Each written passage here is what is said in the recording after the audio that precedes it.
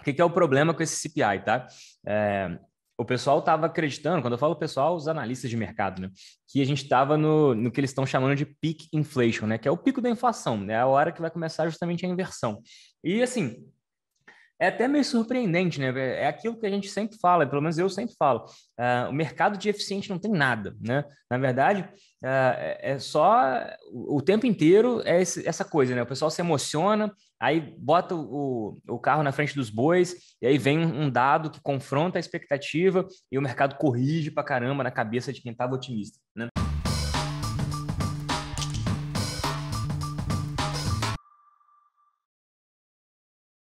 Foi difícil, porque o índice subiu e a vol subiu também, né? Período de eleição e tudo mais. E aí agora parece que fica mais claro que aquilo que eu sempre falo, mas às vezes é difícil, né? Às vezes o mercado testa a nossa convicção.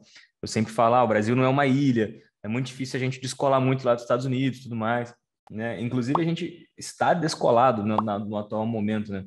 Eu postei mais cedo aqui no Discord, na camada de preço aqui justamente que a gente está descolado, olha lá, dos outros países, né? A gente está com a performance muito melhor do que Estados Unidos, os demais emergentes, zona do euro, o próprio globo como um todo, né? Que é a linha cinza aqui. Então, esse gráfico está lá na camada de preços. Você vê que o Brasil está ali, pô, surfando quase como se fosse uma ilha onde tudo dá certo. E a gente sabe que a gente tem nossos próprios problemas internos aqui.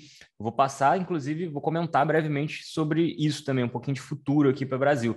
A gente está, sim, melhor do que os outros países, porque a gente fez os ajustes antes, né? Não vou entrar aqui no mérito se foi por excesso de capacidade ou se foi por sorte, mas o fato é que a gente está na frente dos caras, né? Eles estão tendo problema para lidar com um problema que a gente já meio que lidou, né?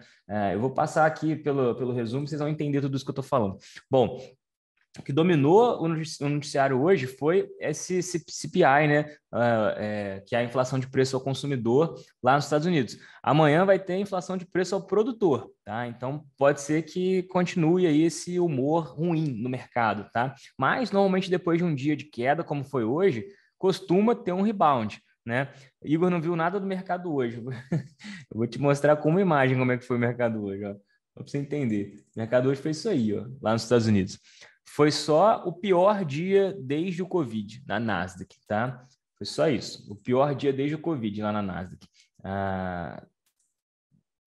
Cadê a imagem aqui? Essa daqui que eu quero mostrar agora. Sentimento. Ó, isso aqui é um histograma aí da disposição, da disposição dos retornos lá do Nasdaq 100, que é o índice com as 100 maiores empresas da Nasdaq, né?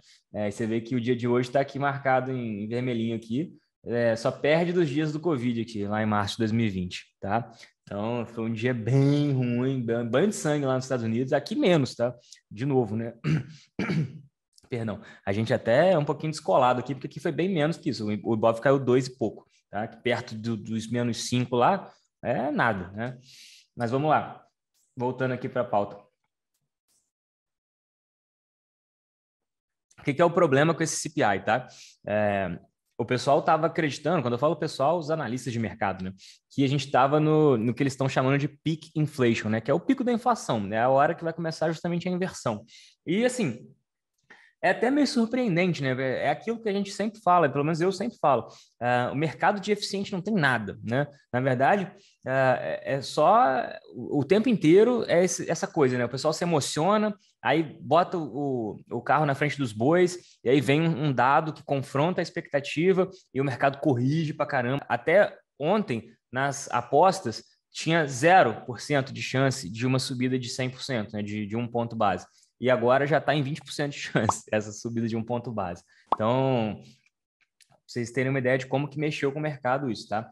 Então, assim, o que eu estava dizendo era isso aqui, que eu escrevi aqui. Mais importante ainda do que o índice cheio é justamente essa questão dos núcleos, né? A inflação ainda está generalizada e a única coisa que veio para baixo foi o preço de combustível, que já está acontecendo no mundo inteiro, né? Agora, alimentação, serviços, habitação, tudo isso muito para cima, tá? E sem nenhum indicativo de que vai ter uma folga, de que vai dar uma arrefecida. Beleza? Então, isso foi o que preocupou mais e por isso o mercado reagiu tão negativamente. Na verdade, é até uma coisa engraçada, porque se você for parar para pensar, o CPI é um dado do passado. não era para o mercado se preocupar muito com o CPI, se você for pensar friamente, porque já foi, concorda? O que interessa é a inflação lá da frente.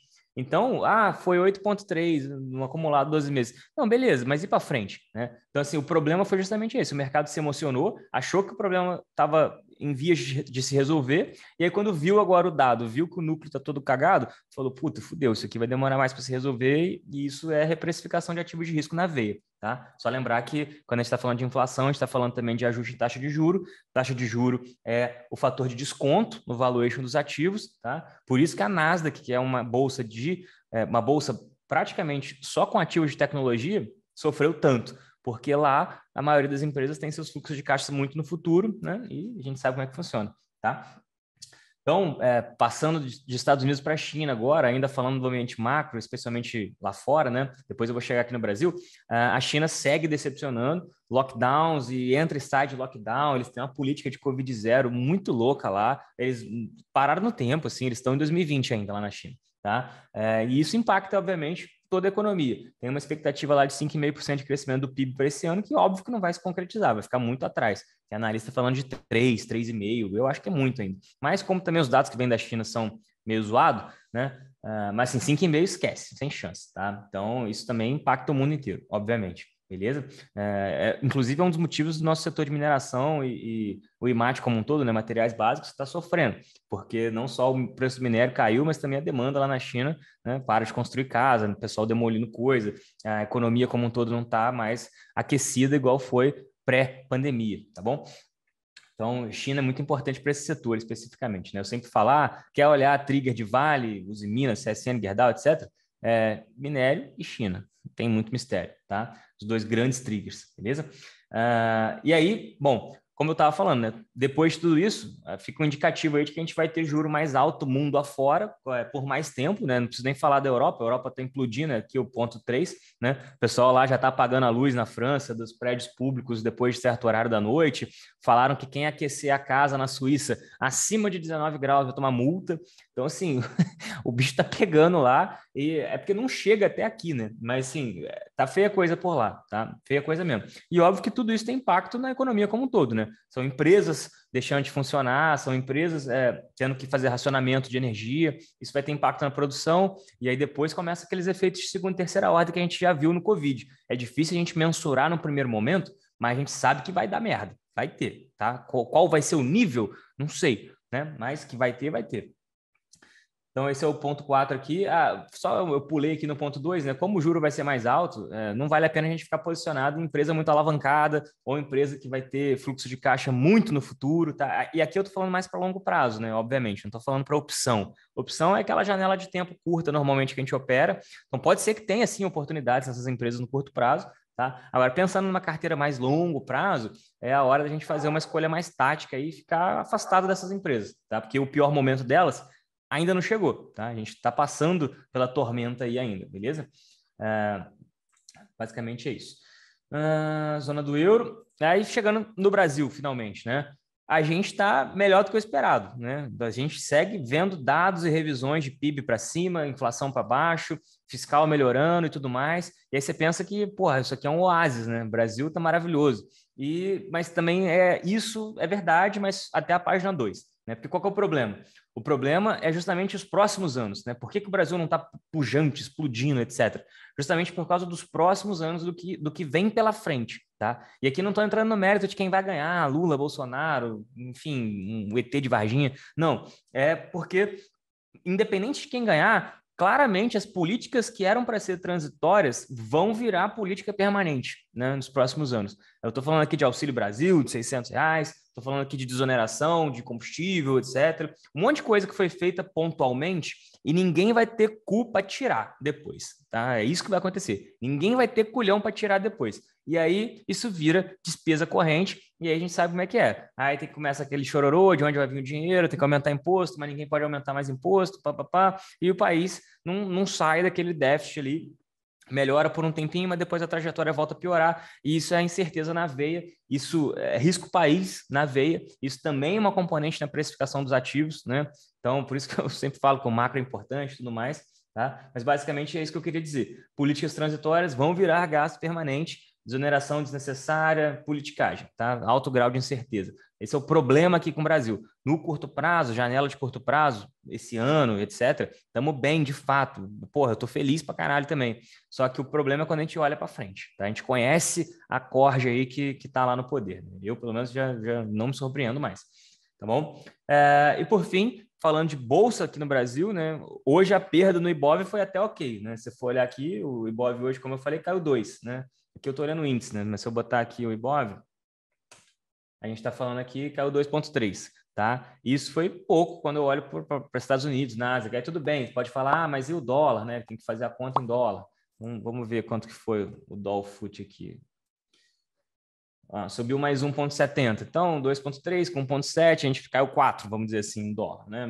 Conta de padaria. Mas ainda está melhor do que lá, que caiu quase 6, tá? O que eu coloquei aqui? A gente não compara justamente porque a nossa taxa de juro parece que já chegou no platô, né? Não tem mais por que subir taxa de juro aqui, né? Inclusive já convergiu para o preço lá da regra de Taylor, tá bom? Quem não sabe o que é, depois dá uma pesquisada. Regra de Taylor para Selic ou para taxa de juro, tá? É uma componente que junta vários fatores para dizer qual que é a Selic ideal ali, tá bom? E a gente estava abaixo dessa Selic ideal e agora a gente já convergiu para o preço, tá? Demorou bastante, demorou mais de ano para isso. Beleza? Então, assim, pode até ser que tenha um aumento marginal agora em setembro, 0,25, alguma coisa assim, só que não vai mudar muito, não faz muita diferença no fim das contas, tá? A discussão aqui no Brasil justamente é quando que vai começar a cortar o juro, tá? Apesar dos alertas aí do Banco Central de que a galera estava muito entusiasmada. Só que todo mundo já está precificando corte para 2023, que a Selic vai fechar na casa dos 8, 9 para 2023. Bom, vai ser bom se a gente chegar lá, mas, como eu estava falando, a gente tem que ver o impacto dessas medidas que vão virar permanentes para os próximos anos e como que o mercado vai reagir a isso. Porque também pode ser que não melhore tão rápido assim, igual a turma está achando, tá bom? E aí, turma, esse é um resumo aí do que aconteceu hoje, dos principais impactos disso no mercado, tá?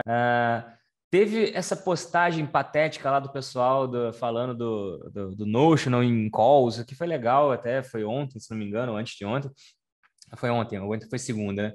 O cara falou lá no Twitter, poxa, o volume do Notional de calls sendo operadas está subindo, então o mercado vai subir, porque vai trazer efeito gama e tudo mais, uma baboseira do caralho. E aí depois mostraram lá que o Notional das puts também estava subindo, na mesma proporção, e aí, inclusive, isso vai ao encontro do que eu coloquei, que se tivesse só demanda por call acontecendo no mercado, a gente ia ver esse ratio aqui, né, que é a divisão entre calls e puts, demanda de calls, demanda de puts, a gente ia ver isso aqui convergindo para próximo de zero, né? Porque a call put call ratio, né? Put em cima, call embaixo. Put no numerador, call no denominador. Você começa a ter muito mais call do que put, o denominador sobe, vira uma fração, né, cada vez mais próxima do zero, tá bom? E quando fica muito acima de 1, é porque tem mais demanda por put do que por call. É assim que a gente interpreta esse indicador de put-call ratio. Está aqui próximo de 1,3, meio que na média aqui, não está muito diferente do que foi ao longo do ano, né? Já teve picos aqui de 2 e tudo mais.